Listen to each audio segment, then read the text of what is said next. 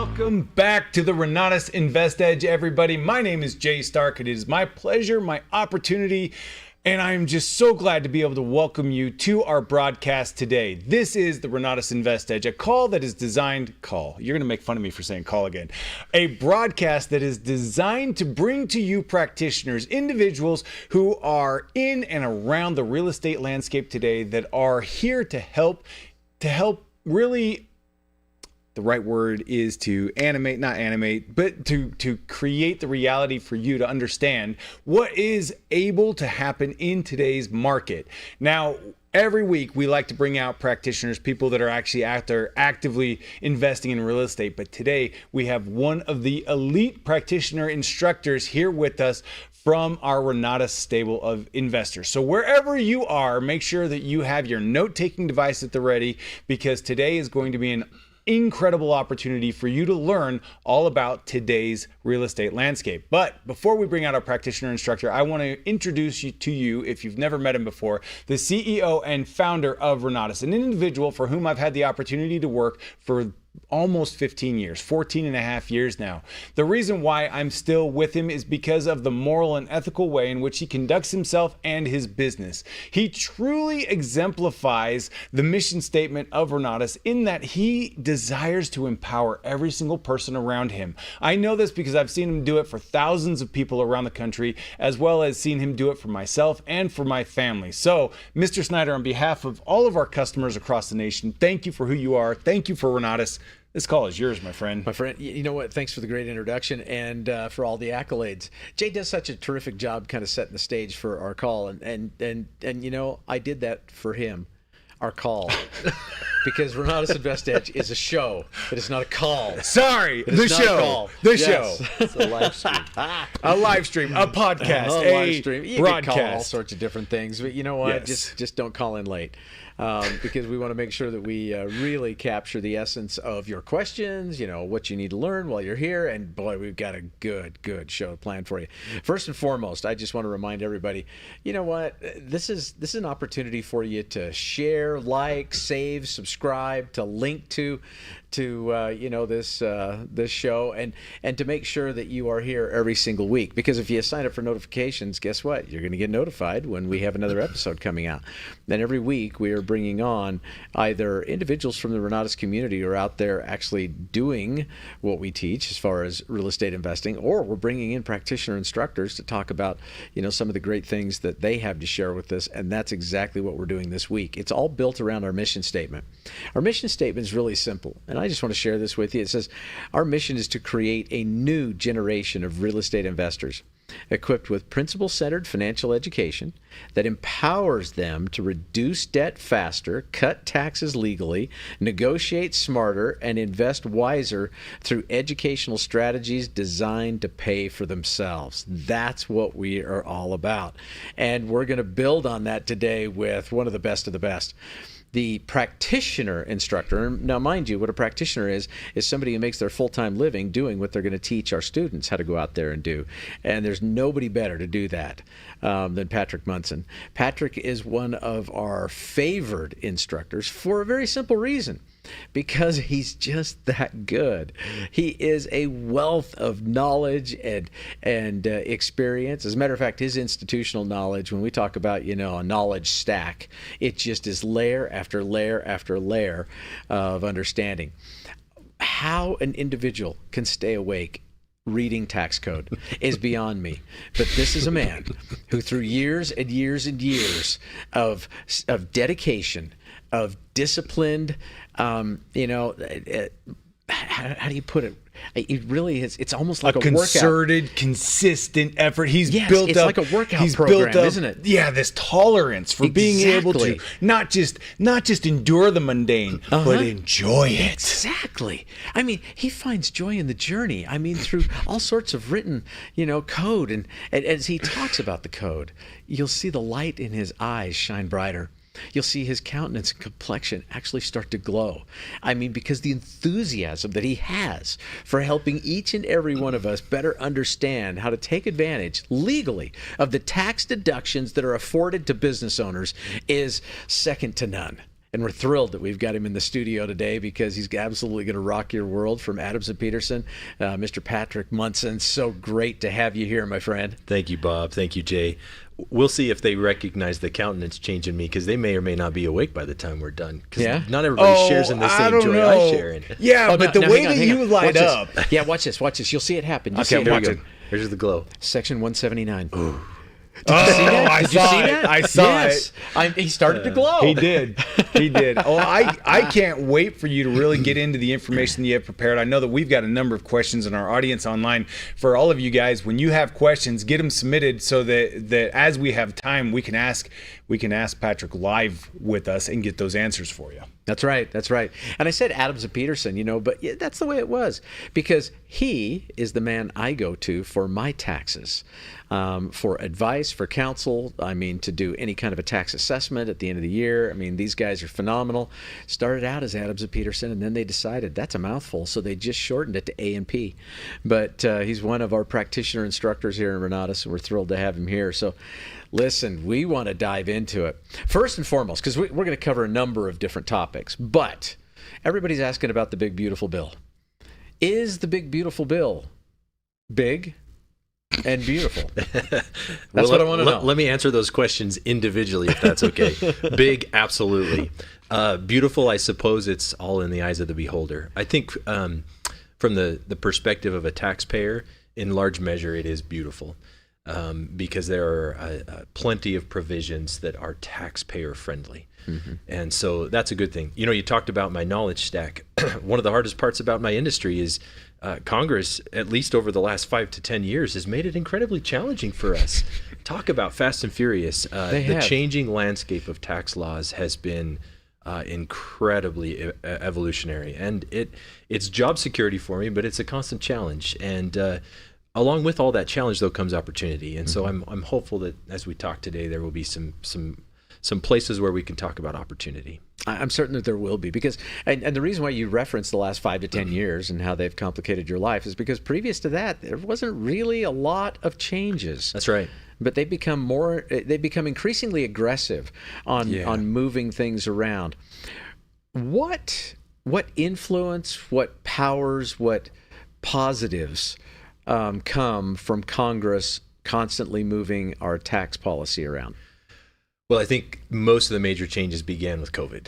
Mm-hmm. There was obviously a real massive fear about the fallout that was going to come from COVID. And so there was a huge appetite for stimulus. Now, rewind that. Of course, we had the Tax Cuts and Jobs Act, which we'll talk a fair amount today, because the One Big Beautiful Bill Act is actually majorly an extension of the Tax Cuts and Jobs Act. Yes. But that kind of kicked things off back in 2017. And since then, it's been fast and furious. Many of those packages were part of stimulus packages as a result of COVID and such. Mm-hmm. But ever since then, there's just been a constant change. And there's a lot of political pressure behind it. I think that stability has been interesting. I mean, there's just a lot more ebb and flow that's constantly happening. And so they're trying to do that through tax policy to get the results they want. And I can't say they're always successful, but they're certainly trying. No, they do. And the reason why I kind of wanted to go down this road is I wanted to set the stage for, even a broader discussion, which is that a lot of people look at, the changes that they're making, and maybe they don't see kind of the business behind the business, and that is Congress has the ability through tax changes to influence buying, purchasing, and investing behaviors. Oh, 100%. And as they've done that over the years, I think that the extension of this bill, which is really the big, beautiful bill, a lot of the tax code, is going to continue to move people in the direction of purchasing certain things, investing in certain things, and starting certain kinds of businesses. No doubt about it. So with the Tax Cuts and Jobs Act that really went into effect in 2018, it has been the most favorable tax landscape in a century. Yeah. So the tax landscape that taxpayers have been enjoying for the last 8 years was set to go away. Mm-hmm. And reasonably so, and I'm grateful for. I think politically, at least those who are trying to do something about it recognize that, man, if we can't continue this, what happens, right? Where do things go from here? And so for that respect, I'm grateful for the work that was done and the actions that have been taken. It's not all rosy, but certainly a lot of good things that will continue to incentivize and encourage small business growth, investment, and things that help stimulate the economy. I mean, and part of this whole thing is that Congress has made some assumptions that there's going to be growth because of this, and there's going to be sustained growth. Of course, the future is still to be told and written, but without it, I think without a doubt, even bipartisan, there was a recognition that there was going to be a major impact on the economy if this law wasn't passed. So do you think? I mean, to the folks in Washington, that what you're suggesting is an acknowledgement of the fact that we can't tax our way out of the mess that we're in. We really can only grow our way out. That's correct. And I spoke with I won't put him on record, but I spoke with one of our federal legislatures just this last week, and there's a real understanding in Congress right now, actually, that neither in and of themselves are going to accomplish it. That we can't grow ourselves out of our problem at this point. The problem's too big, and we can't tax our way out of the problem either. It's going to have to be a combination of growth and spending cuts and so forth. And we won't talk about it today, but there's a big part of this bill that involves some spending cuts. Yes. That's part of how they tried to balance the bill, and as well as some assumptions of growth rates and such. But we do have a big challenge in our country, and I think that those who are not proponents of this bill, their biggest argument, and rightly so, is that this will add to the debt. And who knows where that goes? There's a lot to be said about that. But for at least the things we'll talk about today, I think it's going to do a great job to stimulate and encourage the things that have already been occurring, and maybe more of it. In the last 20 years, we were sitting 20 years ago at about a $5.6 trillion national debt. 20 years later, we're now $36 trillion in our national debt. So if we only move the goalpost, right, another $5 to $10 trillion over the next decade, we actually will have been decreasing the rate at which we increase the national debt. Yeah. You used the word decrease and increase in the same sentence. I think I did. That is awesome. That way, if I'm ever was like a triple down, negative. Yes, if I'm ever pinned down on what my political opinion is, I can speak politician. Whoa. Wow, that's even. Was that an announcement, Bob? No, absolutely not. Absolutely not. But I'm just saying that way, you can actually say stuff that no one really knows what you mean. So I am curious Word though, salad. with everything that's changing, with all the updates that are happening, how does that really start to affect the real estate investing landscape? It's a great question. Maybe I'll give a caveat before we start talking about some of the items. I'm a huge proponent of our education, and it's important that those who are listening today recognize that we're going to refer to and talk about things that we just don't have the time to go into today. But and if you'll listen to and participate in the education, you'll find that we take some deep dives into things that really play off of what we'll talk about today. And my course specifically will cover things like passive losses and what they are and why they're a problem and how to get around them and qualifying for all kinds of things. We're only going to touch on some highlights, but it's important to recognize that there's so much more to everything we'll talk about today. Right on. I think maybe I'll talk about just a couple of the biggest game changers in this bill, because the reality is, for the average Joe, when their 2025 tax return gets prepared, and if they're to compare that to 2024, I think there's going to be a lot of disenfranchised people, purely because of a lack of understanding. Without this legislation that was just passed, nearly everybody across the spectrum of all income levels were subject to face a significant tax hike. And so with the passing of this bill, they've simply extended and in many ways made permanent those extensions of the tax landscape we've been enjoying for the last 8 years. But for the uneducated layman, they might be a little frustrated because there's all this hoopla about this massive tax bill that was passed, and then they go, well, there's not much difference. Like, what did we actually do? Well, the reality is We did a whole lot here, and had it not been done, it would have been painful. And so it's going to take a lot of education for a tax preparer like myself, and meeting with our clients and helping them understand. That's not to advocate one way or another for the bill. That's just to simply help them understand, look, had this not occurred, would have been in a world of hurt. So the things that did change, or maybe were reinstated, that are a really big deal. The first one I'll start with is bonus depreciation. And I think that probably has the biggest impact in the real estate world. With the Tax Cuts and Jobs Act in 2018, bonus depreciation was reinstated, and it's been on and off the books for many years now. But in 2018, it came back on at 100%. Well, that's a pretty big deal, because being able to take major depreciation write-offs for tangible, personal and real property is a big deal. To accelerate that deduction, to offset your costs of debt, whatever it might be, getting that deduction early and quick is an important offset for cash flow purposes. Over the last few years, that bonus depreciation was expiring. It was being reduced by 20% each year. Mm-hmm. And so we were set to be down to 40% and then 20% in terms of our ability to accelerate or write off investment in property. With this bill, bonus depreciation is back to 100%, and it's made permanent. That's a really big deal. Now, there's a ton of caveats to that, because just because I can take a depreciation deduction doesn't necessarily mean it's going to benefit me, especially in the world of real estate. If I'm a long-term real estate investor and I hold property in a passive manner, which is defined by IRS code and regulations, that depreciation may or may not do me any favors in the short run, because I can't necessarily take the losses. But they certainly will go on the shelf and offset any future passive income I might have. But there are definitely circumstances where that depreciation could become deductible and offset income. For instance, short-term rental owners. There are some unique caveats about short-term rentals not falling in non-passive categories. If I'm a qualified real estate professional, I'm no longer subject to some of those passive limitations. So bonus depreciation is huge in the world of real estate, because with both my personal property and my real property, I'm now accelerating deductions, which reduce my tax, which ultimately help offset my cost, right? And that's a big part of the cash flow.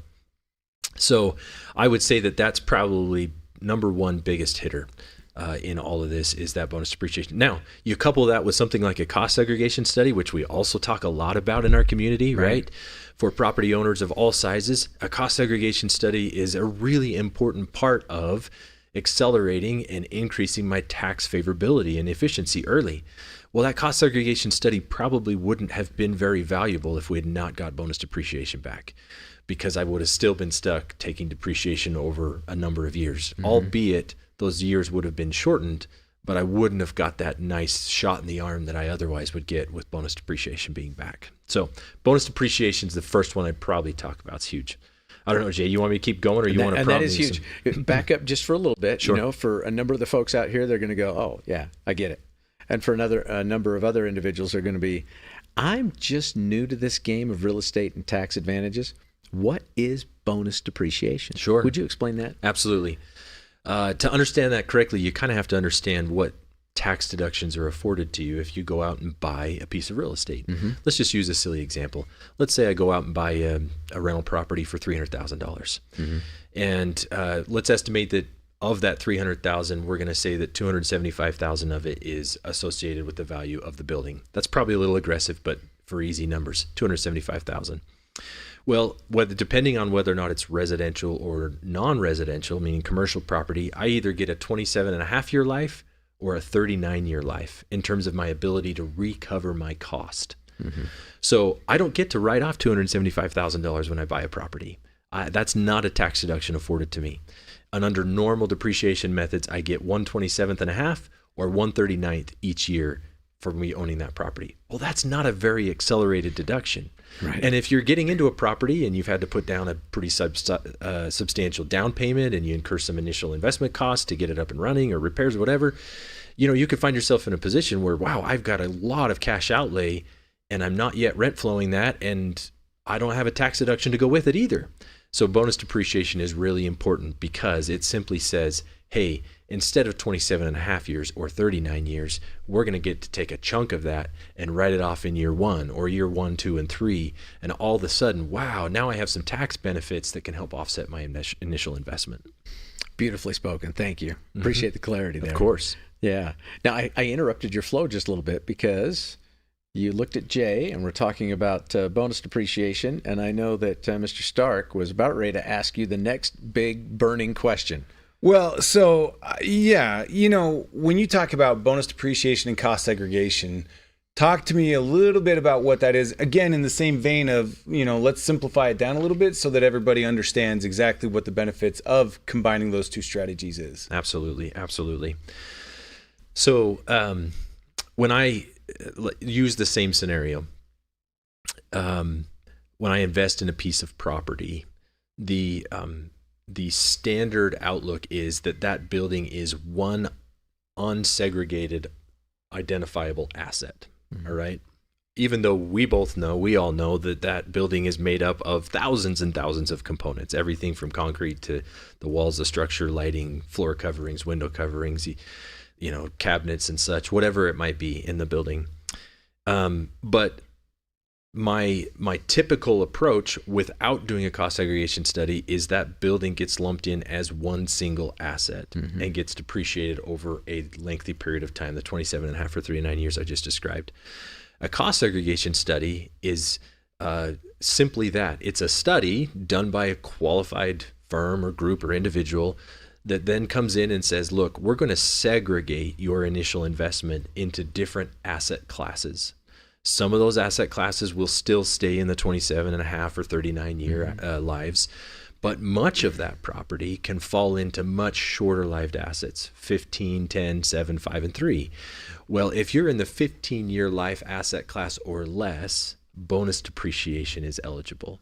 So even though it's a 15-year life or a 7-year life, bonus depreciation says, we're going to ignore that life and let you take it all up front. That's a pretty sweet gig to be able to recoup some of that cost. That's awesome. So is cost seg something that somebody would do on their own? Do they have to work with a third-party administrator? How does that work? It's a good question. So the IRS has some standards about what they require. It is probably possible that folks could potentially get somewhere to a point where they may have a reasonable basis or argument with the IRS that they've done the adequate work necessary. But I would highly recommend that a formalized cost segregation study is done, because it'll hold a lot more better water if the IRS were to ever challenge or question it. So as a firm, we've done cost segregation studies for folks, and it's been a great thing for us to be able to help them on the tax prep side while also doing a cost segregation study, because they kind of go hand in hand. One of the things I always warn folks is, look, don't go in blind to a cost segregation study thinking that you've been promised the world and that's the reality of it. Right. They don't always turn out perfectly, and knowing beforehand, before you make the decision to invest those dollars in doing a study, let's make sure it gives you the benefit. Well, because we're doing the tax preparation work, it really puts us up in a nice place to be able to say, look, here's the benefit we think you'll get. Here's how it will fit in with your tax picture. Here's the cost to do the study. You do the math.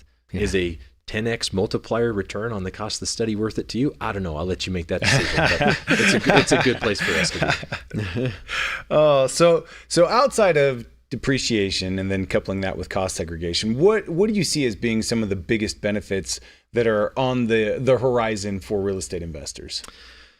I'll probably lightly touch on a few places. Okay. The first one is I'd like to just bring up qualified opportunity zones. Opportunity zones have been around for a decade now or so, and quite frankly, they were a dying breed because the law was passed. They have three main tax benefit components to them. In 2026, everybody who got into opportunity zones in their early years when they were first put in place, it's coming home to roost. They're going to have to pay the tax on the gains that were deferred. And it really kind of disenfranchised most people, understandably so, from getting into opportunity zones over the last few years because they lost a lot of their glamour. With this new One Big Beautiful Bill Act, QOZs are back on the table, and they're back to stay. And so there's some good opportunities there. And so just super high level with an opportunity zone, its whole purpose or intent is to incentivize reinvestment when somebody realizes and realizes a gain. And that gain can be from just about anything. I can sell stock in the market. I could sell property. I could sell a business, whatever it might be. I'm incurring capital gain. Although capital gain rates are favorable, 15 to 20% plus maybe a few other percentage points to consider there. Having to give up 20% of my investment, it's still painful, right? Yeah. So qualified opportunity zone is a way for which I can take that gain of any source and invest it in real estate and defer my gain. Not only do I get to defer my gain, but there's opportunity for me to reduce my gain when I actually have to pay it. So I get a part step up in my basis if I hold it for a certain period. And then not only that, but the third benefit of a qualified opportunity zone is that I can lock in my basis such that I don't have to pay tax on the gain of my future appreciation.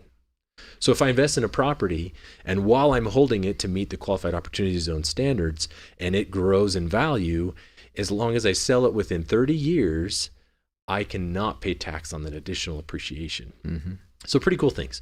There are a lot of stipulations. That's incredible. It is really good. I'm sitting here just soaking that information in, and it's like, I need to make sure I understood you correctly. So you're saying that selling any hard asset, or are there a qualified list? It's any gain. Any gain. You can then take that gain and basically exchange it into a property in one of these qualified opportunity zones. Correct. Without paying additional tax necessarily, or deferring the tax, or even minimizing it over time, as long as you're following the guidelines. Yeah, let's say I have $1 million gain. And I take that $1 million gain, and I don't want to diminish from 1031s, which we'll talk about here in just a minute, which were largely unaffected by this. But let me tell you why qualified opportunity zones, QOZs, might have a better landscape for them than a 1031. In a 1031 exchange, if I sell a property for $500,000 and I have a gain of, let's say, $200,000 built in there, right? I bought it for $3 million, that's my cost basis. I sell it for $5 million. I have a gain of $200,000.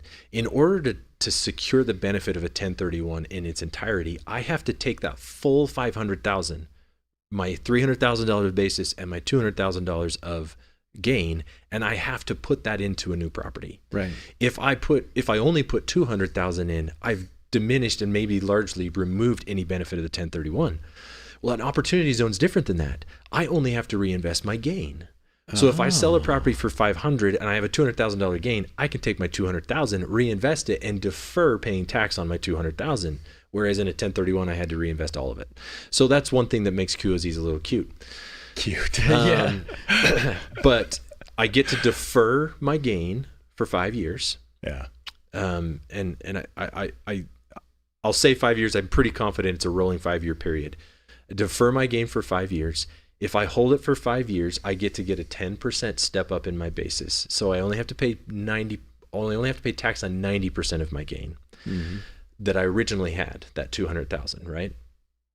But then all of the appreciation that begins to accrue in that property from the time that I invest in it forward, all of that future appreciation is tax-free as long as I liquidate the property within 30 years. So I hold it for 5.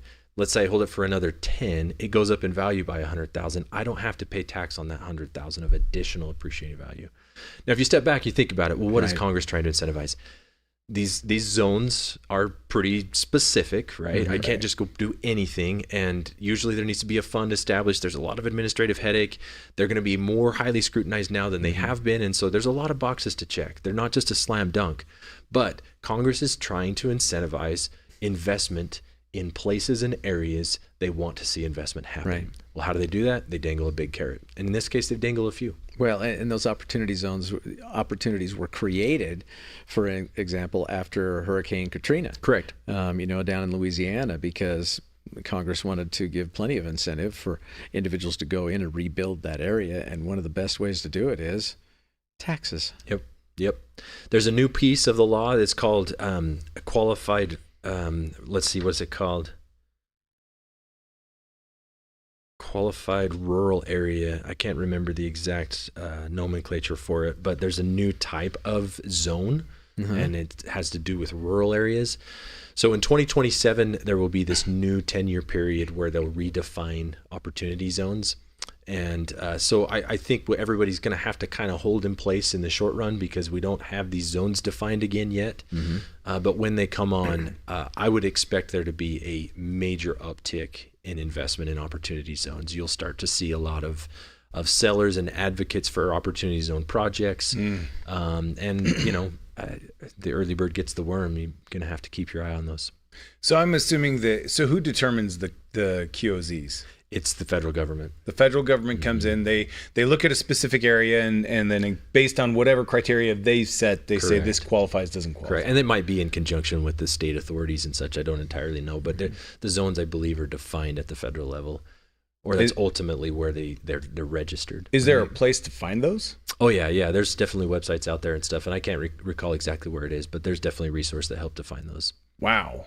All right. Well, that's incredible in and of itself right there. I'm sure we can spend the rest of the time talking about that. Yes. But what kind of benefits are there for like fix and flippers? Those guys that are more of those short-term big yield type of investors. That's a good question. There's probably not a lot specifically in this bill that's necessarily going to change for a fix and flipper. We were talking offline before we got on here, and it's a great point to just maybe get very broad and expansive about owning your own business and how valuable that can be in terms of increasing your tax efficiency. If you're a fix and flipper, you ought to be doing that in a business. I love how elegantly he said that. He did. To increase your tax efficiency. Well, to make the point or send the point home even further, before the Tax Cuts and Jobs Act, this was one of the things that was used to pay for all the tax benefits of the bill, was that they eliminated your ability to deduct what's called unreimbursed employee business expenses. So if you're a W-2 employee, that's your source of income, and that's really your only source of income. Your ability to write off expenses that you may or may not incur, things like mileage or cell phone or whatever those things might be, right. There's no mechanism in the law to allow you to take a tax deduction for those things, right? So in order to have a mechanism to deduct those things, you need to have a business. So owning a business, running a business, following the criteria we give you in our education classes about doing it right, setting it up correctly, not piercing the corporate veil, as Mr. Bloom talks about a lot, but then functioning in that manner, having the right structure in place, is going to allow you to maximize the deductions you wouldn't otherwise get. You're not going to be able to claim. As an individual taxpayer in this country, the list of deductions and credits for which are available to you is actually a really short list. Yeah, it's a very short list. You form a business, you legitimize a business, that list grows expansively. Yeah. Now, we don't want to get into the realm of saying we're going to start writing things off that aren't relevant, Right. but being able to do it in a manner where I have expenses that I incur that otherwise would help me produce income, if I can just find something that's helping me produce income, all of a sudden, wow, now I have some deductions to claim. So it's advisable, absolutely, that we ought to be going that route. So back to your question, Jay, I don't have a lot to offer necessarily for our fix and flipper that necessarily changed because of this. Right. But one thing I will mention that's massive and probably the most favorable piece of the Tax Cuts and Jobs Act that we've all been enjoying is the qualified business income deduction. 199A, Cap A is what it's called. That's the 20% haircut that most small business owners have been enjoying for the last 8 years. If I make $100,000 in my business of profit, I pay tax on 80. Well, that's a pretty screaming deal if you boil it down to tax rates. And that was put in place to help offset the reduction in corporate tax rates. Corporate tax rates went from the up to the high 30s that were reduced to a flat tax of 21. And when the Tax Cuts and Jobs Act was being written, at the end, there was like this huge uproar saying, well, you're not doing anything for small business, and there was going to be this massive flocking to C corporations. And so they put in this qualified business income deduction. That was extended and made permanent as part of this bill.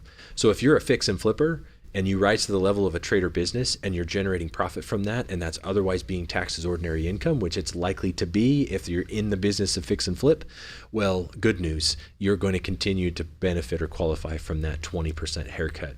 Had that gone away, that would have been really painful. Right. Yeah, it would have been. And really painful in the fact that individuals would be paying significantly more tax. 100%. Yeah.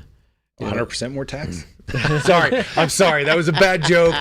That was just a joke. That was beautiful. That was right there. I've often thought that individuals, what a lot of folks don't understand is that let's say that they're making $100,000 in income. Let's say that their tax rate is, between state and federal, they're paying $30,000 a year in tax. Sure. I don't believe that what they really have is a tax problem. I believe what they have is a strategy problem. Sure. Because if they own a business of their own, now all of a sudden there's qualified deductions that they're able to capitalize on, so that they can greatly reduce the $30,000 that they're paying, and maybe they take that $30,000 down to $15,000. Sure. So then that's $15,000 in their pocket that they otherwise wouldn't have realized, that they can then reinvest in real estate, reinvest in their business, and do things of that nature. I think it's because we're talking to a community of people who are willing to take a little bit of risk, right? Because going out, forming your own business takes some appetite for risk. The goal of us at Renatus is to say, let us help reduce that risk because we want to educate you. Yeah. Education removes or reduces that risk substantially. There's always going to be a risk in investing, right? Regardless of what it is. But if you're educated and you're savvy and you understand what you're doing, then your risk is really minimized. So now you've already traded off your risk and you can still get those tax benefits. Right. And when you can reduce the risk of investing, it increases the probability of success. Absolutely. If you don't want that, you can just stay in your lane, right? And Right. continue to pay those taxes you described, Bob, and just have it socked to you and off you go. Well, there's a lot of individuals that also believe that, I should say, they're not clear on the fact that taxes are your largest expense in life. Yes. You'll pay more in taxes than you pay for your food, housing, clothing, and sometimes entertainment combined. Yeah. So it's very significant. What would you say to those individuals who go, yeah, but the tax laws were just written for the rich? I would ask them to define what rich means, because I'd again flip it right back to the same conversation we're at, and it's really not about the risk. Or about the rich. It's more about the risk. Those that are willing to put the tax laws to work for them are going to get that benefit. The law is there and it's written, and we have already talked about it today. Most tax laws are written to incentivize something. They are. Right. They're not really based on moral, ethical, incentives. That's not what tax policy is. There's a whole world of policies out there that are trying to incentivize moral and ethical behaviors or lack thereof. But tax policy is really just about trying to encourage people to put their dollars in certain places, right? So if we understand the law and we put that law to work for us, then we're going to be ahead compared to the guy sitting next to us who's just willing to take it, right? Right. And so I'm all in. I'm all in, Bob. That's why I'm here today. Yeah. Well, I wanted to drive the point home because sometimes I think that, there's an attitude that, if I work really diligently to become wealthy, to become successful, that somehow there's going to be all these special rules that apply just to me if I achieve that.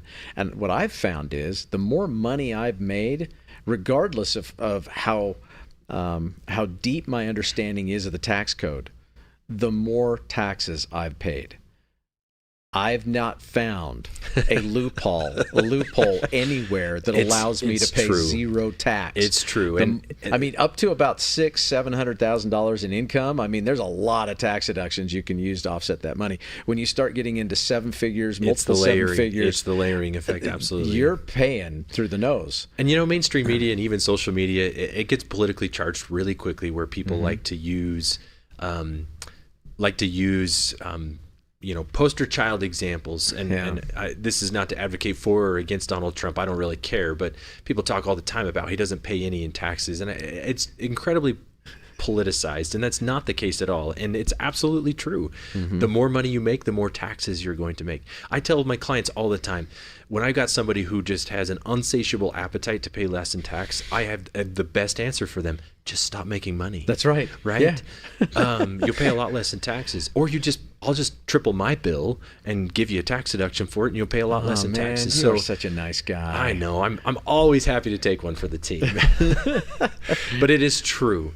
The goal is, though, that we're reducing your effective tax rate. Absolutely. Right? So as your income goes up, the effective tax rate for which you're paying is going down.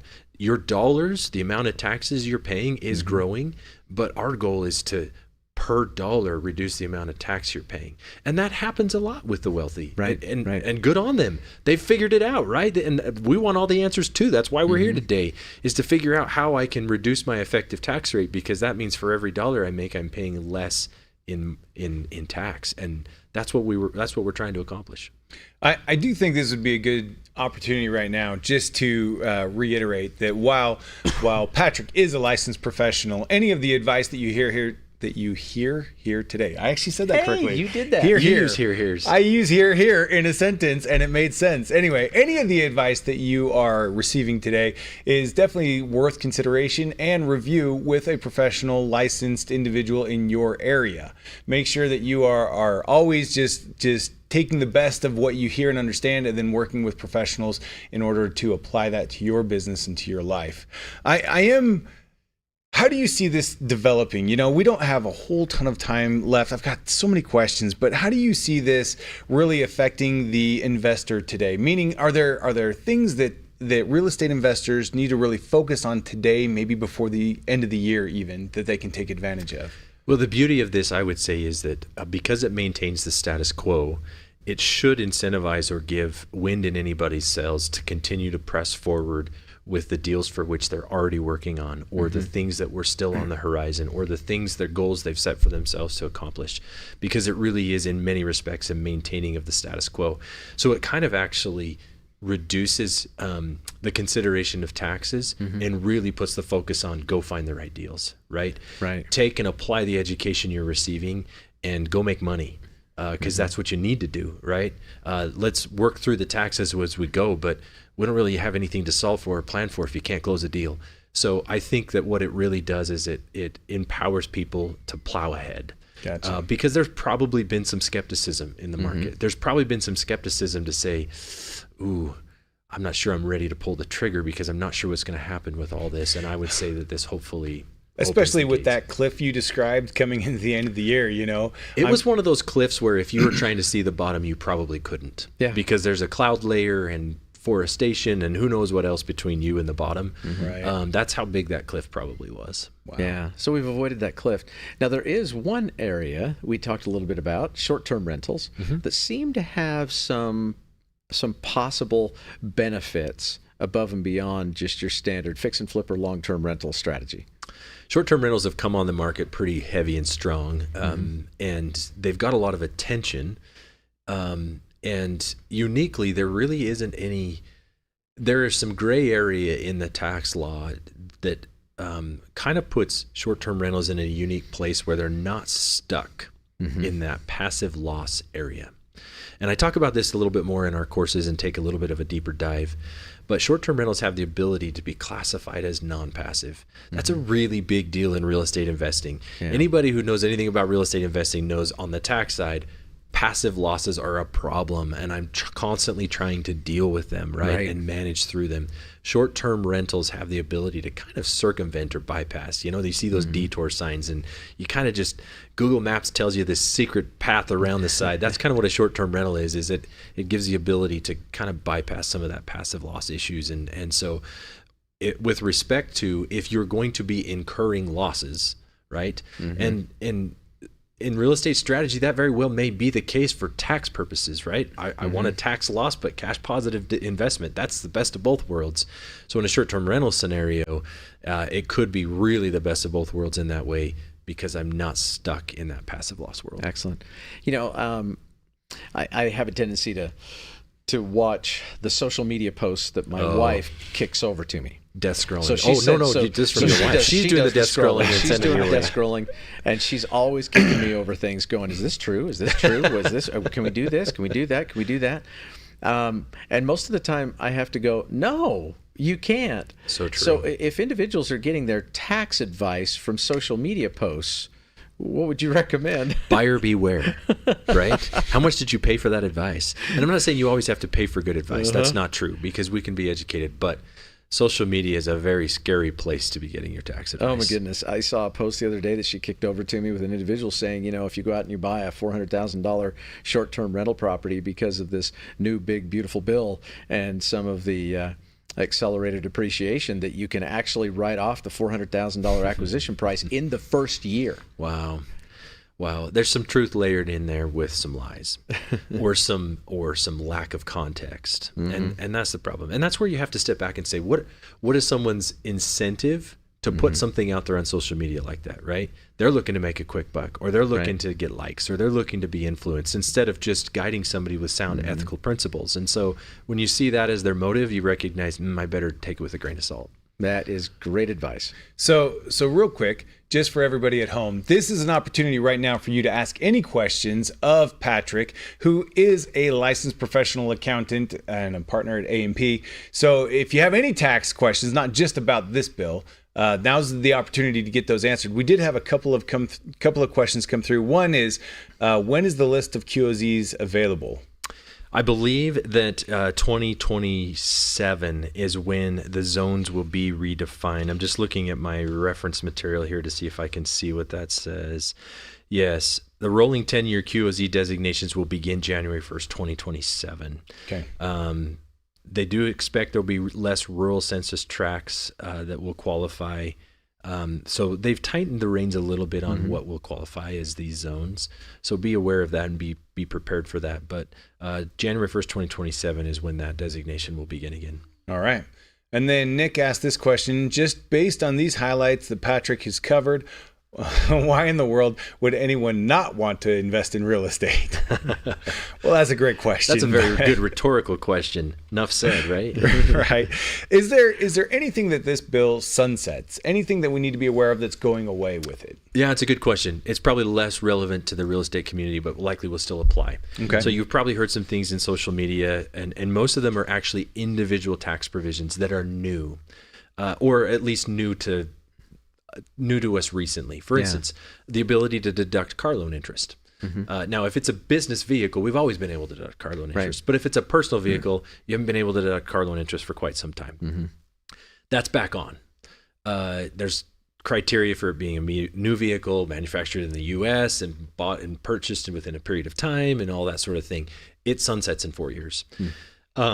Excuse me. There are several others, like some of Donald Trump's campaign promises, like no tax on tips, no tax on overtime.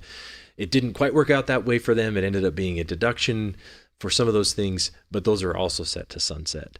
And so there are some new experimental pieces of this legislation that are mostly on the individual side that are set to sunset. And it just so happens it's 4 years, because what happens in 4 years, we have a new election cycle and those sorts of things. So, but I'm here to tell you that a vast majority of all the laws that were extended or put in place, or part of what was already tax law with Tax Cuts and Jobs Act, most of them were made permanent, which is a huge win. Because look, we're talking a little bit about taking advantage of the tax laws legally and ethically. One of the hardest things in my career to do is to help someone strategize and plan for the future when I don't know what the future holds. And when you have constantly changing tax laws, that makes it incredibly difficult to advise somebody on a major tax decision transaction, a now or later type of question.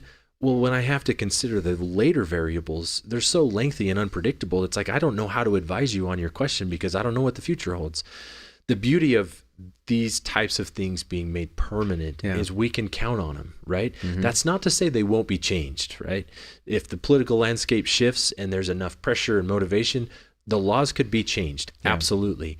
But the beauty about permanent laws are they're there to stay until somebody does something and has enough ability to change it. Whereas where we've been is it's here for a while, but it's going away and we don't know what it's going to look like when it goes away, kind of a thing. So all of this permanent extension stuff on nearly all the big stuff we're talking about today, it's all permanent extensions, which it's going to make life rosy. You know, we haven't even talked about things on the estate side and estate taxes, but that was set to go back to $5 million inflationary adjusted for a lifetime exemption. Well, now it's at 15 for inflationary adjusted going forward. Well, now we're starting to see some real landscape of what's happening into the future, and we can start to put forth plans and help people, help build their wealth and plan around that on both the income and estate tax side. So what kind of recommendation would you make for somebody who's in their first deal, has one property, or is about to do their first deal? Is there anything that you would say, hey, make sure you do this thing? Hire a professional. Okay. And that's going to sound a little bit like I'm selling myself, which I kind of am. But the reality is don't go at it alone. Don't go at it alone. If you've learned anything from getting involved in the Renatus community, you're not at it to go alone. There's so much good to be had in the community itself and the education that's offered. But hire a professional. Hire somebody who is there. I talk with people all the time. Tax preparation is becoming a commodity, and I get it. I understand it. Yeah. Artificial intelligence is going to change my world in many ways. Tax preparation is becoming commoditized. But what's not commoditized is the service and the professional planning and advisory and consulting that comes with it. I meet with potential new clients all the time who just can't get a call back from their current tax preparer. Or there's this major mismatch in expectations. Their tax preparer wants to be a Jiffy Lube, right? Sees them once a year, hands in the stuff. They sit in the lobby while it's put together, and 30 minutes later, they drive off with their vehicle, their oil change done, their tax returns prepared. See you next year, and they charged you $100, $200, $300, whatever it might be, right? Well, that's not the relationship you should be looking for if you're in the world of complicating and becoming more tax efficient and tax advantageous. You need a professional that's there around the clock, that's there all year long, that's meaningfully getting involved in your situation, that's available and willing to answer your questions and calls as they come along. So honestly, that's the advice I'd give. And it's a sales pitch. I get it. I don't mean it to be, but don't go at it alone. Gotcha. Well, we are nearing the top of the hour, and I know that you have a few announcements that you need to cover. But this has been a fantastic conversation, and you are obviously a wealth of information, and your ability to translate into a language that we can understand about the implications of what's taking place is fantastic. Well, I appreciate that. It's a language we all have to try to understand. You know, I've been in the industry now for 15 plus years. And I still have to work hard to understand it. It is challenging. The tax law, you know, we keep talking about trying to get somewhere more simple. In our attempts to get simple, we're just getting more complicated. Well, and I appreciate that compliment. Yeah, and to create a visual, based on this, is that if you took the entire federal tax code and you stacked it up on 20-pound bond paper from floor to ceiling, it would be over 11 feet tall. And it didn't get any shorter with this bill. I mean, this is just a brief summary for those of you at home, but this is all the things that were impacted by this legislation. It's a big deal. Yeah, it is a big deal. And we're glad that you're on top of it, so that every single year when we do our strategic tax planning, towards the end of the year, where we can still have enough time to do something about it, I am always grateful for the words of wisdom that you give me, Patrick. Well, thank you. And I love this community. I appreciate both of you. I look forward to joining the community in our fall E3 Summit. That'll be exciting to talk more about this stuff and continue to deal with what's coming at us. It's a fire hose. Right. It is a fire hose, but a fire hose that has implications and a fire hose that has opportunities. Absolutely. So we just need to capitalize on the opportunities so that we can continue to, build our own wealth rather than just simply impart it to the government. You know, that analogy right there is actually pretty effective. Yeah. Right? Because depending on how close you are to a fire hose really dictates how much you enjoy the experience. So as long as you are the correct... How close have you stood to a fire hose before, Jay? I have seen people get close enough to a fire hose that it does not look comfortable. But I've it also seen fire hoses get sprayed over groups of children who just love it at the end of the school year, So anyway, sorry. That's because it's high enough and it has enough of an arc that it becomes just a rainstorm. Exactly. So it's all about distance. You need to make sure you are the appropriate distance from the fire hose. That's a good analogy. Otherwise, I mean, it's like, using a fire hose on protesters where you're just blasting them back into the crowd, and that is not a good experience. No. Not that I have experienced that, but I've seen that, and it doesn't look like fun. Yes. No, but I know that you have some announcements to go through. Hey, and I've got to go through this, man. Patrick, thanks for being with us. Thank you for always having a rock me. star. I'm so grateful for you. I mean, on a personal level for what you do for me, on a business level for what you do for me, and for your friendship too, because you're just such an incredible guy. Likewise. Thank you. And you know what? And you know how you tell whether an individual like Patrick is really all that? You judge him by his wife, and he scored big time. His wife is amazing. So say hello to Sky for us. I'll do it. Anyway, okay, diving right into it. I've got a few announcements here. First and foremost, listen, I want to just give a little bit of attention to our social media platforms, Instagram, Facebook, and the like. And that visual is up on your screen there. Here's what we'd love, man. We'd love to be able to do a little, co-promotion there. So like us, link to us, post it. I mean, let's get the word out. Let's help other individuals understand that, what we have could really be beneficial to them in their business and their finance and their real estate and so forth. Feel free to tag Renatus on any of the platforms. We're on all of the major platforms, but tag Renatus as you have your events, your deals, your different things that are going on. We would love to be able to stay connected with our family through social media. Social media is really such a great opportunity for us to be connected. So tag us. Link us, all those fun things. We would love to promote you and see exactly what's going on in the community. We absolutely would. Thank you, man, for that. And, for those individuals who say, hey, I like what you guys are talking about here. I'd like to know a little bit more about you. We'd be more than happy just to have a brief conversation to answer any questions that you might have about Renatus and whether or not you would like to become a part of our community. This is really just an exploratory call to see whether or not you're a good fit for us and we're a good fit for you. So, if that's the case, then there's a QR code and a link on your screen that you can take advantage of so that you can schedule an appointment. And then, of course, to our community members out there, listen, we are constantly improving our materials.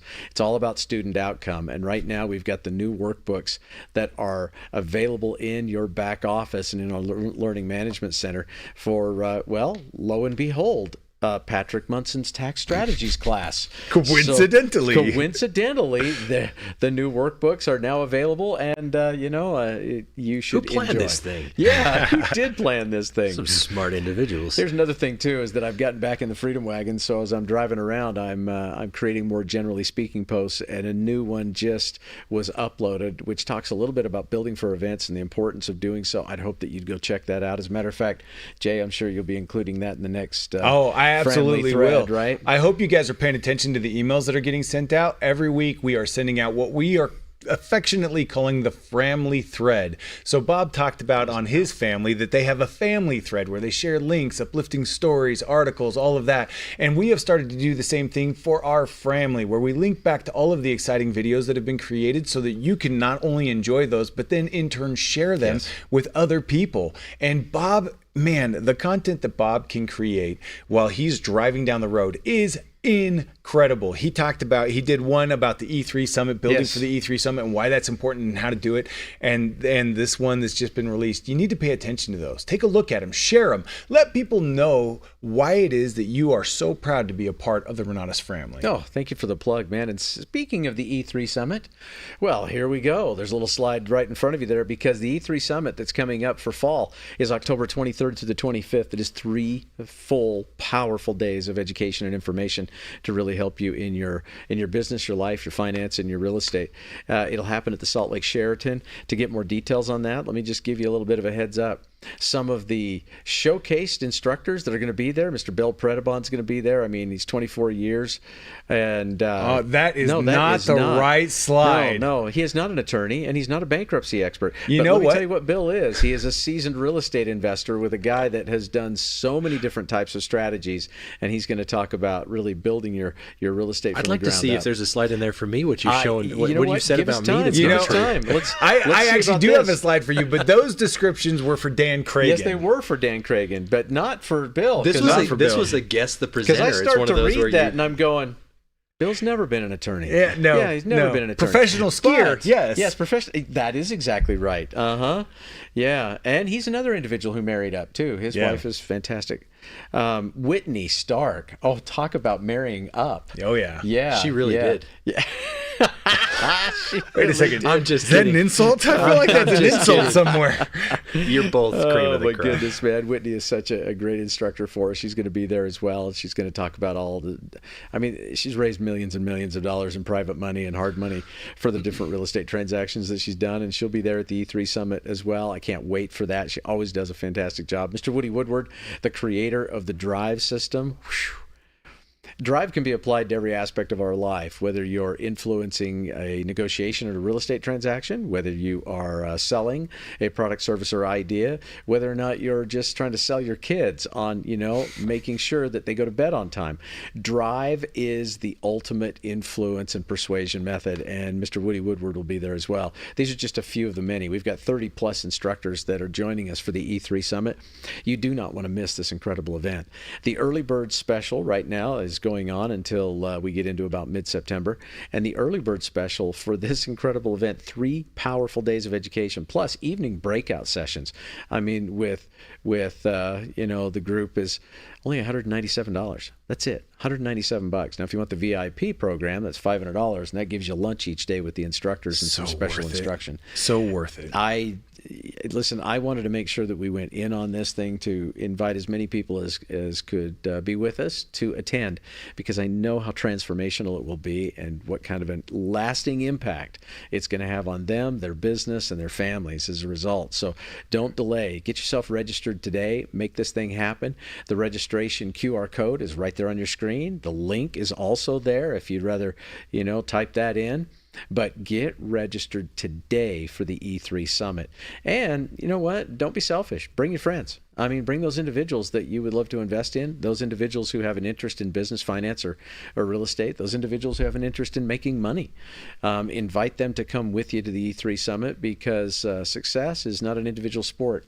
Yeah. It's really a team activity. I really should make mention that in years past, when we've hosted any kind of bigger conference, we've had the room to expand.